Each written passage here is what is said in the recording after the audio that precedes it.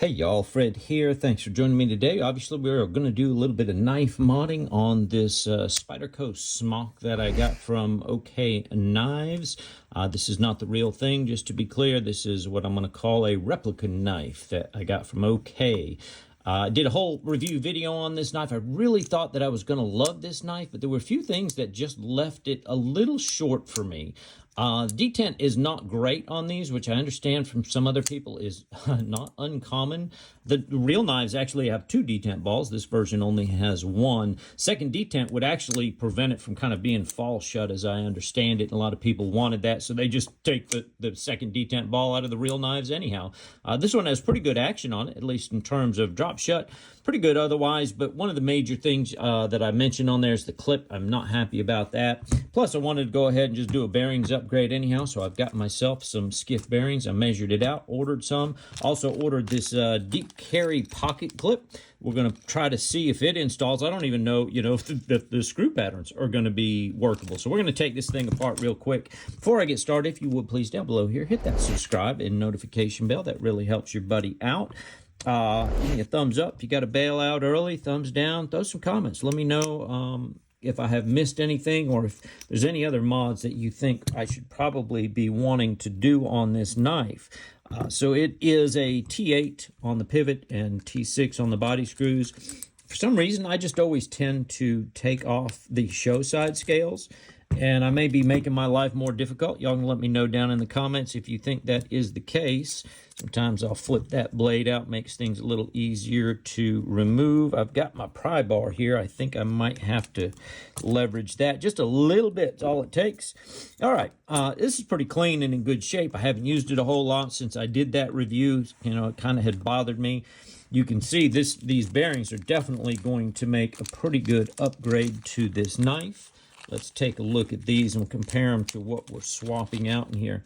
Again, these are Skiff bearings. Good Lord, look at the number of balls you get on this thing. These things have 12 balls in each of them. And let's see what this existing set of bearings has by comparison.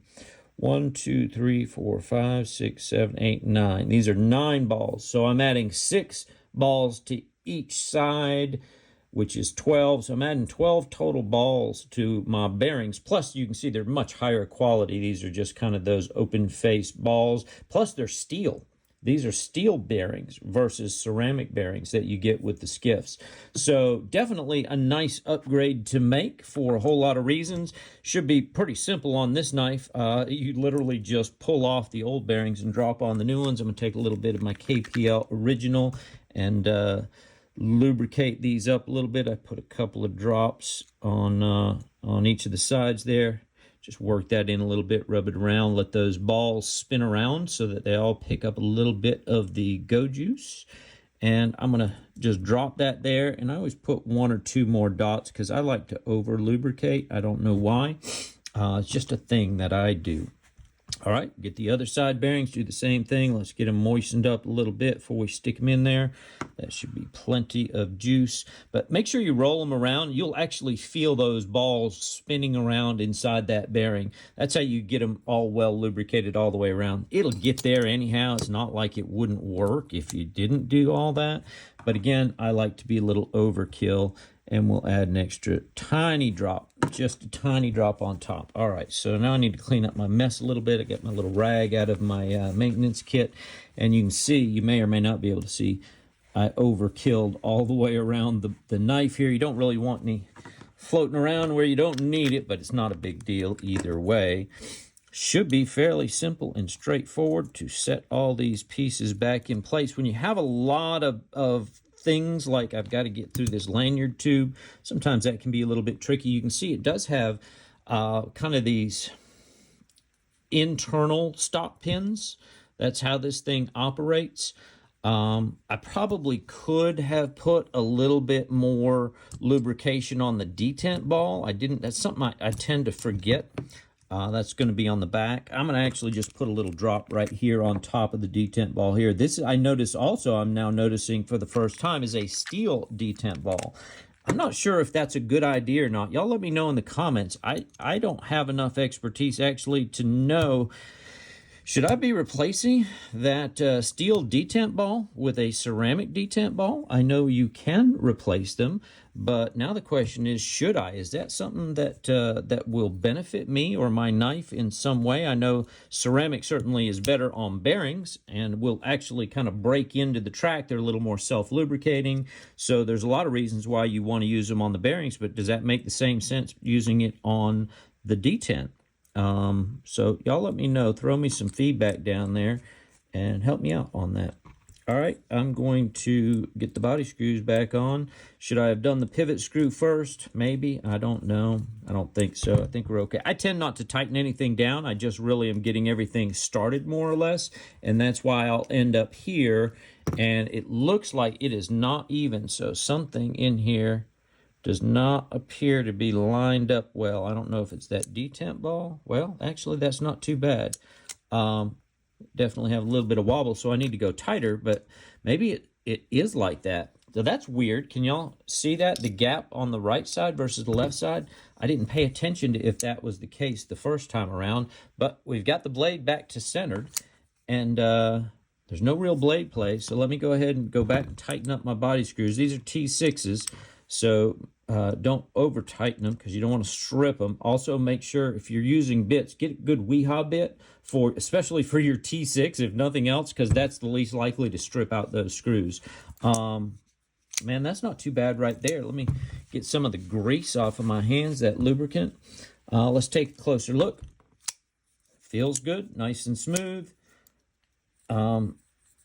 Pretty smooth action. You know, it's going to take some time for those ceramic balls to break in, so that's not as loosey-goosey as you'd see on some, but also you have to remember these internal stop pins are also have friction as they're riding around that track. So it's not like another normal knife where the only contact point is really around those bearings. With those internal stop pins we saw, that creates friction also. So you're never going to have it quite as smooth, I don't think, especially on a cheap version like this. But that's feeling pretty good right there. That's my problem. If you saw that, what happened, when I use that Spidey hole flick, I tend to put my thumb right where that release button goes, and so it will release it. All right, feeling good about that. Let's dive in, do the pocket clip here. This one I got did come with screws. This was an inexpensive one I got on AliExpress. So I don't even know if the screws are going to fit. I don't know if the clip is going to fit. I just thought, you know what, I'll buy one. This is a true titanium clip, at least that's what they say. We're going to find out in just a second because I've got a magnet here. So, all right, the screws look about the same length, so it's at least not steel. Is it aluminum? I don't know. They said it was titanium. That's what I bought, but, you know, I bought this cheap. I think maybe 10 to 15 bucks. I'll throw a link up on the screen. The screws are obviously steel. Let's take a look at these screws compared just to make sure. These actually do not look to be the same size thread pattern, and that may just be my eyeballs, but the steel ones, maybe it's just a visual thing with the black versus the steel. They do not look like the same thread pattern. So before we get too deep into that, let's try putting one in just to see, will it even screw in here? Yeah, that's the right side. The correct side. Well, yeah, it feels like it does work. So I guess that's just maybe a, well, let me try that again. No, these screws don't work. I can just, well, do they work or don't they work? This is, well, it feels like it does, but maybe. All right, well, let's just see. We're going to give it a try and see. Let me start it through that hole right there first and put it in that first hole. I know that's hard to see what I'm doing there on the screen. They're not long enough. So these screws, interesting. Wow, so these are made, I think this clip is made and it'll work on para 3s. I think para 3 uses the same, but how can that not go? Unless these are just not the right screws. Again, maybe I am correct in saying that the thickness of these screws. Let's try the steel one in there. And look, that steel one's not even going to fit in the hole. Nope. So I would have to remount that hole. So it definitely is different size screws. So that's kind of a bummer. You know, that's what you get with these knives, is that this isn't a genuine Spyderco. And when you don't have genuine stuff, they don't necessarily use the genuine parts. And, and so the genuine replacement parts aren't going to work.